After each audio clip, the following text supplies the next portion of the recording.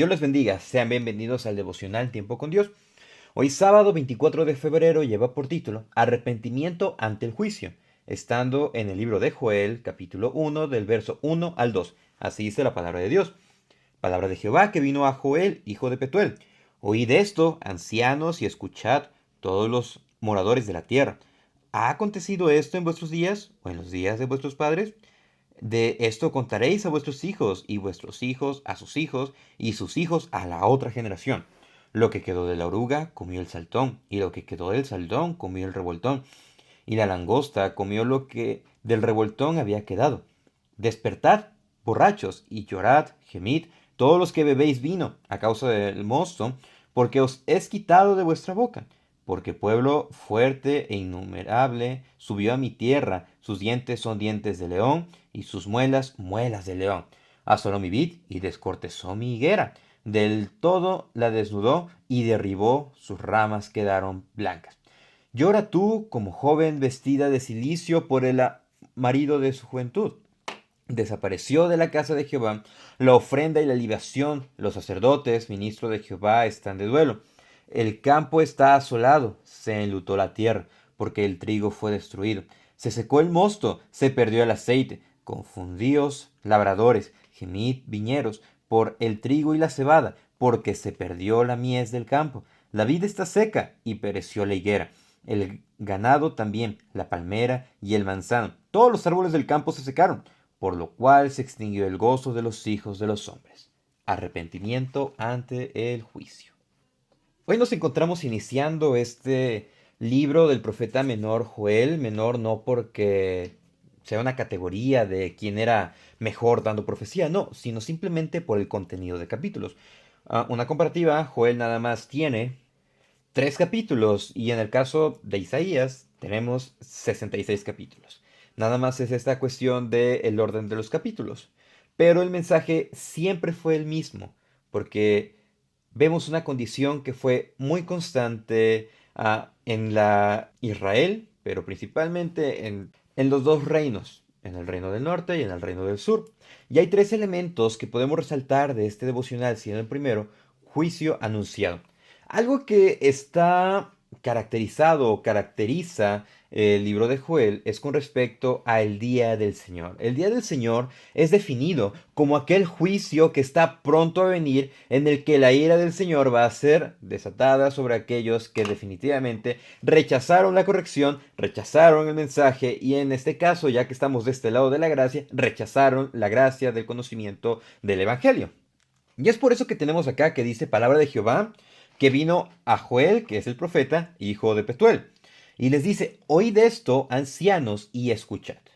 Veamos este énfasis. Les dice primero que oigan y de ahí que escuchen. ¿Pero por qué? El oír es meramente la percepción de los sonidos. De que hay una música por allá, de que a tu lado está conversando alguien. Pero el escuchar es poner la atención, entender y saber sobre qué va la conversación, va la música, va el ruido que se está produciendo cerca de ti.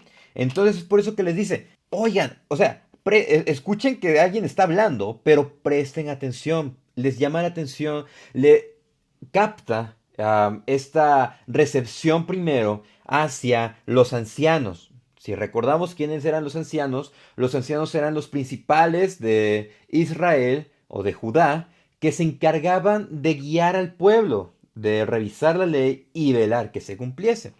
Pero en este momento se está haciendo el llamado y a los ancianos y de ahí les dice a todos los moradores de la tierra. Y les hace una pregunta, ¿ha acontecido esto en vuestros días o en los días de vuestros padres? O sea que si han visto algo semejante, ya sea ahorita o en el tiempo de sus padres. ¿Con respecto a qué?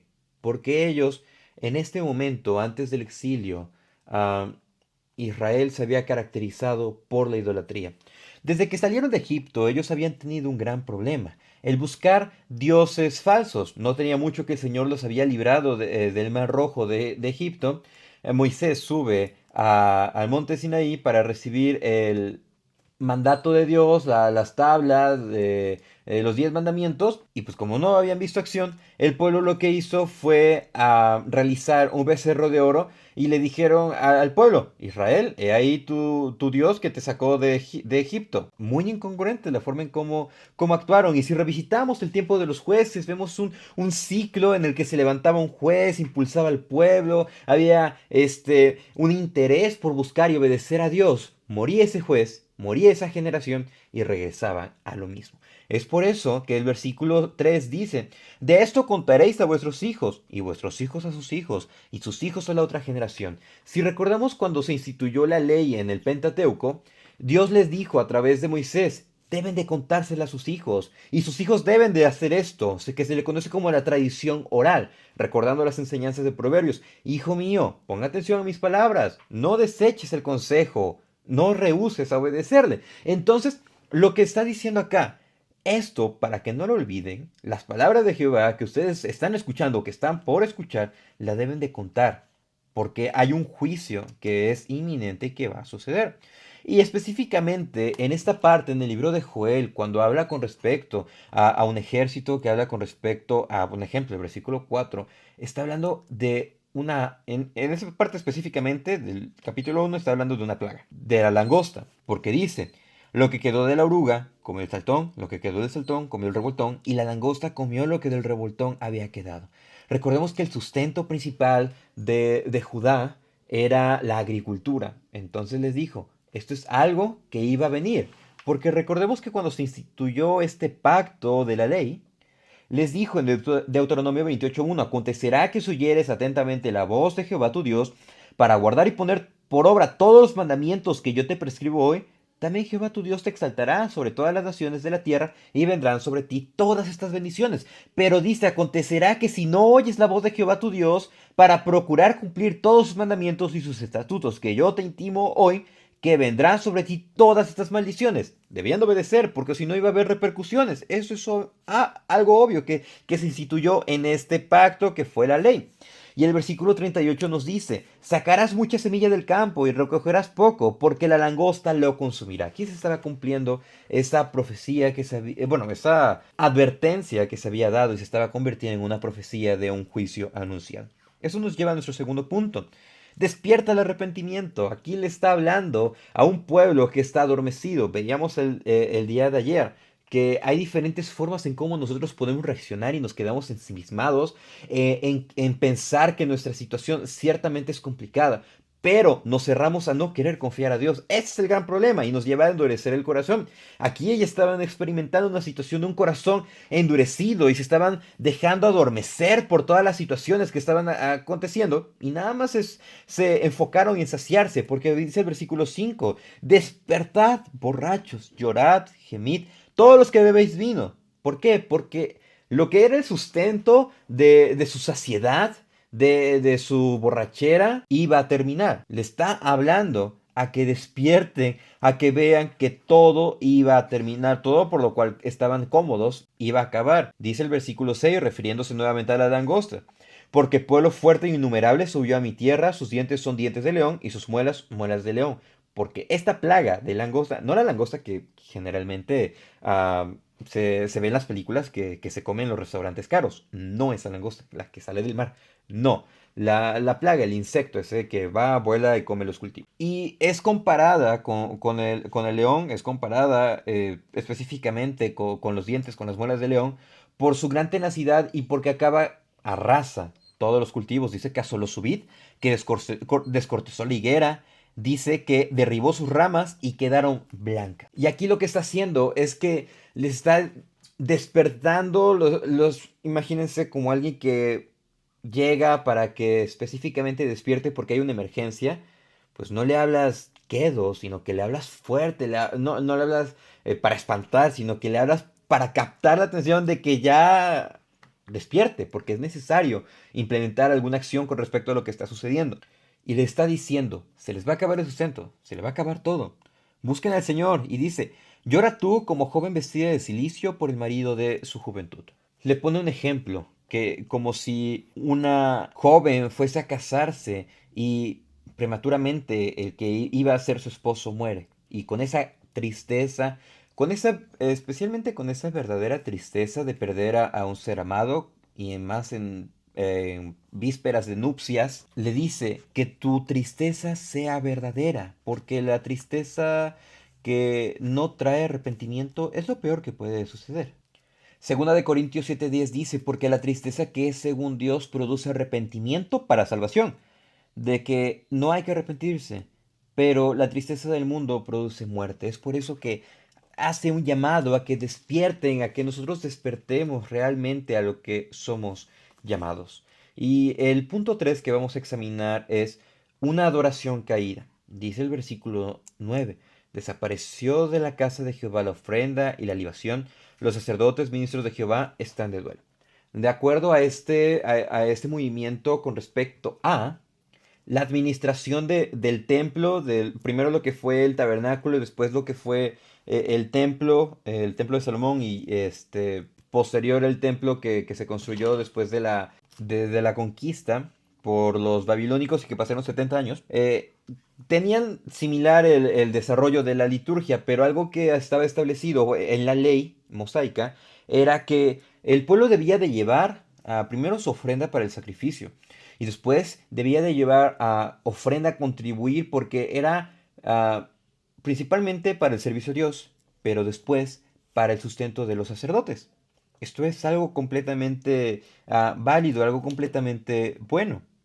Pero les dice, ni siquiera su ofrenda es recibida, ni siquiera ustedes se han preocupado por la ofrenda, no se han preocupado por entregar un holocausto a Dios, o se han enfocado más en ustedes que ni siquiera han cumplido con una tarea sencilla como llevar sustento, aportar, que era parte de lo que ellos debían de hacer. Y el versículo 9 dice, perdón, 10, que el campo estaba asolado, que se enlutó la tierra, porque el trigo fue destruido. Dice más adelante que se perdió la mies del campo. Dice, la vid seca, pereció la higuera, y también el ganado, la palmera, el manzano, y hace un énfasis. Todos los árboles del campo se secaron, por lo cual se extinguió el gozo de los hijos de los hombres. ¿Qué contraste tenemos acá? ¿Qué situación? Y muchas veces dicen, no, es que el Dios del Antiguo Testamento era cruel, era horrible, y nosotros queremos al Dios del Nuevo Testamento. Y es que no es así.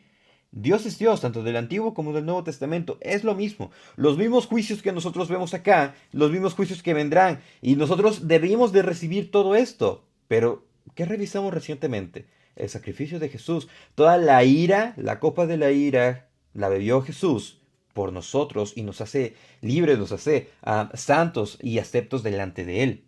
Nos justifica. Pero en este momento, lo que nosotros podemos destacar como una aplicación práctica es que siempre, todos los días, debemos de predicarnos el Evangelio. Y si estamos pasando por algún problema, con alguna, o en alguna adversidad, no cerrarnos a la situación, sino despertar y reconocer que nuestro sustento está en el Señor, reconocer que nuestra mirada quizás se desvió, estábamos pendientes por las cosas que podemos obtener aquí y eso fue lo que llevó a un desliz, lo que llevó a un malentendido, lo que llevó a una situación adversa, pero también reconocer que si estamos en medio de una prueba que el Señor permitió, rogar que sea el Señor fortaleciéndonos. Y que nuestra adoración esté plenamente en el Señor. Porque si nuestra adoración está enfocada en sentirme bien, en esforzarme más en todos mis proyectos, en no leer la Biblia, o sea, estamos prácticamente dando una adoración nula y algo que no es agradable delante de Dios. Al depositar nuestra confianza en lo material y darle el primer lugar, esto tarde o temprano se va a desmoronar, demostrando que el único que permanece, quien permanece, es Dios.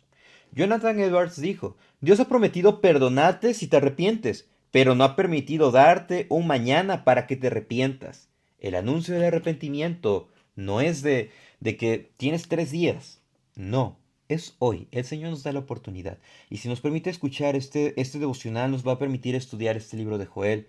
Va a ser para confrontación, va a ser para entendimiento, pero también para fortaleza. nos da esa oportunidad de arrepentimiento, así que acerquémonos confiadamente al trono de la gracia, porque Cristo hizo el sacrificio perfecto por perdón y redención de nosotros. Muchas gracias por habernos acompañado en el devocional del día de hoy. Deseamos que tengan un excelente día. Les invitamos también a que puedan compartir los videos, que puedan darle like, que puedan suscribirse, que estos videos puedan llegar a más personas, que sea una herramienta de apoyo a nuestro estudio devocional. E igual, si gustan, pueden escribirnos en la caja de comentarios y nos dará mucho gusto leer sus aportaciones y también saber desde dónde nos escuchan. Dios les bendiga. Te adoramos, Dios, te adoramos.